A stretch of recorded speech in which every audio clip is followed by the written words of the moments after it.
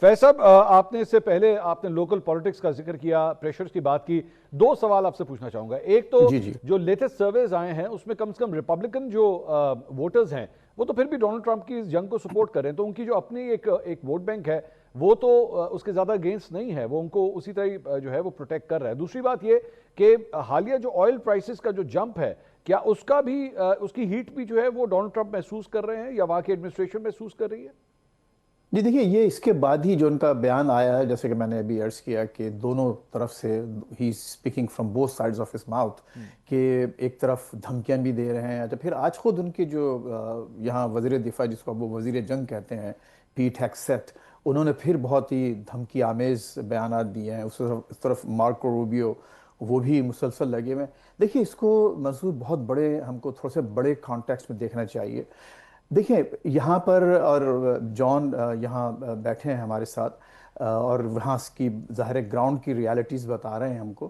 لیکن دیکھیں at the same time آپ اگر ان کے بڑے اہداف دیکھیں، اور یہاں پر جو اس وقت رجیم، جو امریکہ میں جو لوگ اس وقت برسر اقتدار ہیں، وہ لوگ میزیانک سوچ رکھنے والے لوگ ہیں. یعنی جو کرسچینٹی کے جو ایک ان کی ببلیکل پروڈکشنز ہیں، جو آرمگیڈون وارہ کی جو باتیں ہوتی ہیں، یہ اس سوچ کو لے کے آگے بڑھ رہے ہیں، اور فیصلے ان کے وہی لوگ کروا رہے ہیں. باقاعدہ وائٹ ہاؤس میں کبھی ایسا نہیں ہوا، اس سے پہلے ٹرمپ کے زمانے میں ضرور ہوا ہے پہلے دور میں، لیکن کبھی ایسا نہیں ہوا کہ صدر صاحب اوول آفس میں بیٹھے ہوں اور تمام پادری اور مذہبی رہنما ان کے لیے وہاں دعا فرما رہے ہوں. ایسا نہیں ہوا. تو یہ اس وقت دیکھنا ان کو یہ ہے کہ ہم جو ڈیمیج کر رہے ہیں، دیکھیے ڈیمیج کون ہو رہا ہے؟ ایران ڈیمیج ہو رہا ہے، اور آس پاس کے تمام مسلم ممالک ڈیمیج ہو رہے ہیں. آپ نے کہا تھا کہ عالمی معیشت پر اثر پڑ رہا ہے. عالمی معیشت ان سے ہٹ کر، یعنی ٹھیک ہے امریکہ، جیسے میں نے کہا کہ ضرور نقصان ہو رہا ہے، لیکن ایسا کوئی بڑا نقصان نہیں ہو رہا کہ جس کو یہ آئندہ چند ہفتوں میں، چند مہینوں میں ایبزارب نہیں کر پائیں گے. ٹھیک. لیکن جو اصل نقصان ہوا ہے وہ آپ یہ سمجھ سکتے ہیں کہ جو دبئی، جس کا پورا معاملہ صرف اور صرف ٹرسٹ پر اور کانفیڈنس پر تھا، اکانومی پہ اور وہاں کی سیفٹی پر، وہ سب بالکل بہہ چکا ہے اس جنگ کی وجہ سے.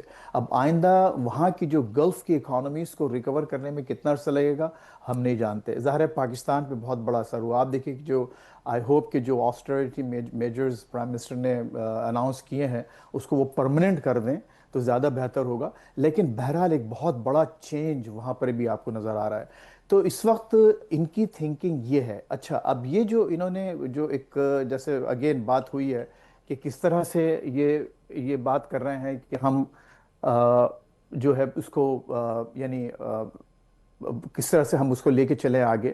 تو بات یہ دیکھنا ہے کہ اگر ان کو ایک، یہ اگر پولیٹیکل پریشرز لے لیتے ہیں، اور ان کی آئندہ ہونے والے الیکشنز میں، یعنی جو نومبر کے الیکشنز ہو رہے ہیں، اس میں اگر ان کی پارٹی اپنی اکثریت برقرار رکھتی ہے تو پھر ان کے لیے تو ون ون سچویشن ہے. اصل جو خوف ہے اس وقت ٹرمپ کو وہ یہ ہے، سب سے بڑھ کر وہ اکانومی پر بھی انہوں نے کہا کہ یہ تو بہت چھوٹی سی پرائس ہے پے کرنے کی اگر کچھ قیمتیں بڑھ جاتی ہیں. ٹھیک. لیکن اصل جو خوف یہ ہے کہ اگر کانگریس میں ان کی اکثریت ختم ہو جاتی ہے تو اس کا نتیجہ یہ نکلے گا کہ یہ تیسری دفعہ امپیچ ہوں گے. اور اگر سینٹ میں بھی اگر اکثر سینیٹرز کی اکثریت مل جاتی ہے ساتھ، تو ان کو باقاعدہ آفس سے ریموو کیا جا سکتا ہے. ٹھیک. تو یہ وہ خوف ہے جس کی وجہ سے یہ نہیں چاہتے کہ ریپبلکن پارٹی جو ہے اس کو پولیٹیکل بہت زیادہ نقصان ہو. میں نہیں سمجھتا کہ اکنامک پریشرز اس میں کوئی شک نہیں ہے، لیکن وہ اس وقت فوری طور پر فیصلہ سازی میں اتنا اہم کردار ادا نہیں کر رہے ہیں. اور یہی وجہ آپ نے دیکھا کہ ابھی بھی وہ دونوں سائڈ کی باتیں کرتے ہیں. ان کے ساتھ جو، جیسا میں نے عرض کیا کہ جو میزیانک سوچ والے لوگ ہیں، مثال کے طور پر لنڈزے گرام، اب انہوں نے باقاعدہ یہ کہنا شروع کر دیا ہے کہ سعودی عرب کو بھی حملے کرنے چاہیے، یو اے ای کو بھی حملے کرنے چاہیے، سب مل کے حملے کریں تاکہ ہم ایران کا جو ہے پوری طرح سے اس کو ڈسلوج کر سکیں. لیکن آج کا ایک بیان بہت اہم اس کا نیتن یاہو کا آیا ہے اسرائیلی میڈیا میں. اب اس نے یہ کہنا شروع کر دیا ہے کہ یہ it's up to the Iranian people کہ وہ اس رجیم کو، جو موجودہ نظام حکومت ہے، وہ اس کو ڈسلوج کرنا چاہتے ہیں یا نہیں کرنا چاہتے. لیکن ہم اپنی کارروائیاں کم از کم اس حد تک ضرور جاری رکھیں گے کہ اس کو ایک مفلوج ملک بنا کے رکھیں. جو تو اس کو ہم کو جو خصوصاً جو ہم جذباتی باتیں کرتے ہیں اس کو ایک بڑے کانٹیکس میں دیکھنا چاہیے, بڑے کینوس میں, کہ نقصان بہرحال ابھی تمام ایک دیکھیں مسلم ورلڈ کا بہت زبردست نقصان ہوا میں ہے. آپ اسی پہ سوچ سوال کرنا چاہوں گا سر جان سے. جان, یہ جو بات کر رہے ہیں فیض صاحب کہ واقعی تمام مسلم ممالک جو ان کے ارد گرد کے نیبرز تھے ان کو لا کے ایران کے سامنے کھڑا کر دیا گیا, اینڈ مطلب وہاں پہ ان کے اوپر بیلسٹک میزائلز فائر ہو رہے ہیں, ڈرونز جا رہے ہیں, ایرانی صدر ایکچولی ان کو فون کر کر کے یقین دلا رہے ہیں کہ ہم نے نہیں کیا, ہم آپ کی سرزمین پہ حملہ نہیں کریں گے, لیکن اس کے باوجود حملے ہوتے بھی ہیں. آخر یہ تو ایکسیپٹ کرنا پڑے گا کہ ایران کی جو فورن پالیسی کے حوالے سے اس کو اب نئے چیلنجز کا سامنا ہے, اور یہاں پہ بار بار پریشرائز کیا جا رہا ہے سعودی عرب کو, متحدہ عرب امارات کو, کہ جناب آپ صرف زبانی جمع خرچ مت کیجئے بلکہ اس لڑائی میں ہمارے ساتھ آ کے کھڑے ہوں. منصور صاحب, ایران کا جو ریلیشن شپ رہا ہے ان مسلمان برادر ممالک کے ساتھ جو اسرائیل اور امریکہ کے بہت اچھے دوست ہیں ڈائریکٹلی یا انڈائریکٹلی, وہ ہمیشہ سے پرواہ نہیں کی انہوں نے, کیونکہ بیسز امریکہ کو ان ملکوں نے دیے. او آئی سی میں انہوں نے کچھ نہیں کیا مذمت کے علاوہ, اور جو بیسز یوز ہوئے ہیں اٹیکس کے لیے ایران نے کلیئرلی بولا ہے, یہ پزیشکیان کا بیان بھی مس ریڈ کیا گیا ہے, کلیئرلی پزیشکیان نے بولا ہے کہ جو ملک امریکہ کے اٹیکس میں سپورٹ نہیں کرے گا ہم اس کے اوپر اٹیک نہیں کریں گے, ٹھیک ہے, جس کی وجہ سے سارے مڈل ایسٹرن کنٹریز کے اوپر اٹیک نہیں ہو رہا, صرف ان کے اوپر ہو رہا ہے جہاں سے اٹیکس ہو رہے ہیں. سیکنڈلی, یہ جو بالکل صحیح بات کی فیض صاحب نے کہ بالکل بہت امریکہ کو بہت کم کاسٹ ہے, لیکن میری نظر میں جس طریقے سے میں دیکھ رہا ہوں اس کو, میں یہ دیکھ رہا ہوں کہ امریکہ کی سب سے بڑی کاسٹ اس وقت اس کی credibility and guarantee as a security provider ہے جو اس نے مڈل ایسٹرن کنٹریز کو دی ہوئی تھی, ٹھیک ہے. اور وہ جو اس کی ریپوٹیشن ٹارنش ہوئی ہے as a global empire and as a global power, I think اس کا نقصان سب سے زیادہ ہے اگر ہم باقی چیزیں بھی آن گراؤنڈ اگنور کر دیں تو. اور اتنی آسانی سے امریکہ اگر کہہ دیتا ہے کہ ہمارا تو کچھ بھی نہیں ہوا اور ہم نے آبجیکٹیوز اچیو کر لیے, so what were the objectives? The objective was regime change and they were not able to do that. ظاہر سی بات ہے اب وہ بہانے بونے کر کے بولیں گے کہ ہمارے آبجیکٹیو اچیو ہو گئے, جبکہ کچھ بھی نہیں ہوا ہے یہاں پہ. انفیکٹ ایران کی پوزیشن اب بہت زیادہ مضبوط ہوئی ہے اگر آپ دیکھیں ان ٹرمز آف پاور, اور یہاں پہ تومان اور ریال بھی انکریز کر رہا ہے, انفلیشن بھی کم ہو گئی ہے. اور جہاں تک جو ظاہر ہے آیت اللہ خامنہ نے پہلے بھی کہا تھا کہ ایک ریجنل وار ہوگی, اور بار بار افرم کرایا گیا کہ کوئی بھی ملک ساتھ نہ دے امریکہ کا اٹیک کرنے میں, ورنہ ان کے اوپر اٹیک ہوگا. So now that this is happening they will have to pay for the consequences. اور جہاں تک بات کر رہے ہیں اکانومی کی کہ پاکستان کی اکانومی بھی خراب ہو رہی ہے, تو آپ امریکہ سے جا کے پوچھیں کہ امریکہ نے یہ اٹیک کیوں کیا, کیونکہ ایران سے تو آپ ایکسپیکٹ نہیں کر سکتے کہ جو میزائلیں ایران نے بنائی ہوئی ہیں وہ ایران اپنے ہی شہروں کے اندر مارے گا یا اپنے ہی لوگوں کے خلاف اٹیک کرے گا. تو I think it is an unfair proposition to expect Iran that they will not نہیں, retaliate within their legal and legitimate لیکن جان یہ بتائیے گا کہ یہاں پہ ایرانی رجیم کی جانب سے جو ہے ان ملکوں کے اوپر بیلسٹک میزائلز ہوتے بھی ہیں, and then the president also calls them. Tayyip Erdogan کو بھی انہوں نے کال کیا, ازبکستان کے بھی انہوں نے صدر کو کال کیا, اور اس کے بعد انہوں نے کہا جی آپ کے اوپر کوئی اٹیکس نہیں ہوں گے. ایک جگہ اٹیکس نہ ہونے کی بات بھی ہو رہی ہے, اس کی جگہ اٹیکس ہو بھی رہے ہیں.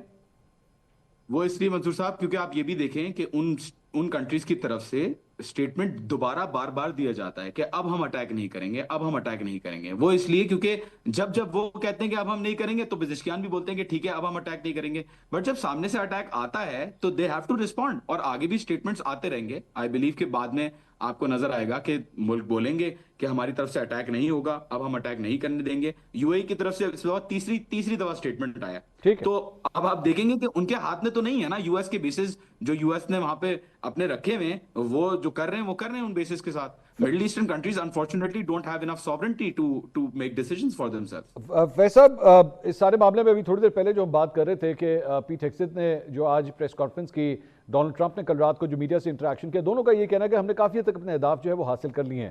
لیکن ایک جرنلسٹ نے ان سے یہ بھی سوال کیا کہ کیا اس ہفتے اب یہ جنگ ختم ہو جائے گی, تو اس پہ ڈونلڈ ٹرمپ نے کہا کہ نہیں, یہ اس ہفتے یہ جنگ ختم نہیں ہوگی, یہ ابھی تھوڑی دیر اور چلے گی, اس سے زیادہ چلے گی. سو اب رہ کیا گیا ہے؟ کیا ابھی بھی کوئی ایسے ٹارگٹس ہیں آپ کی نظر میں جو امریکہ نے ابھی تک اچیو نہیں کیا؟ کیونکہ جو رجیم چینج کی جس طرح پہلے جان بات کر رہے تھے وہ تو نہیں ہوا, بلکہ as a matter of fact Iranians نے اپنے ٹریڈیشن کو جو ہے وہ چینج کرتے ہوئے, عام طور پہ وہاں پہ وراثتی جو حکمرانی ہوتی ہے وہ اس طرح تبدیل نہیں ہوتی, وہ اس کو کافی حد تک ڈسکریج کرتے ہیں, لیکن وہ بھی ہوا کہ ان کے صاحبزادے کو جو ہے وہ سپریم لیڈر بنا دیا گیا. تو اب رہ کیا گیا ہے؟ کون سا ایسا ٹارگٹ آپ کی نظر میں جو امریکہ ابھی بھی اچیو کرنا چاہتا ہے؟ جی منصور, بالکل درست کہا آپ نے کہ وہاں کوئی ایسا چینج نہیں ہوا, اور نہیں لگتا کہ وہاں باقاعدہ کوئی رجیم چینج ہوگا. میں سمجھتا ہوں رجیم آلٹریشن ضرور ہو گئی ہے کہ ایک رہبر اعلیٰ کو شہید کر کے ایک دوسری لیڈرشپ سامنے آ گئی ہے. وہ کس حد تک ان سے مختلف ہوگی, اب فیصلے آئندہ کس طرح سے ہوں گے, یہ ابھی آئندہ آپ کو خود اندازہ ہو جائے گا. لیکن دیکھیے اس میں جو میں جان کی بات سے اتفاق کرتا ہوں کہ ظاہر ہے کہ امریکہ ہی امریکہ اور اسرائیل ہی اس معاملے پہ جا رہے ہیں، وہی ایک ایگریسر پارٹی کے طور پر آئے ہیں سامنے اور وہی اس بات کے جواب دہ ہیں۔ لیکن میں جو عرض کر رہا تھا وہ باتیں، میں اس کی کانسیکوینسز ہمارے اپنے ریجن کے لیے اور اوور آل، اگر اف دیر از مسلم امہ سو ٹو اسپیک، تو اس مسلم امہ کے لیے کیا کانسیکوینسز ہیں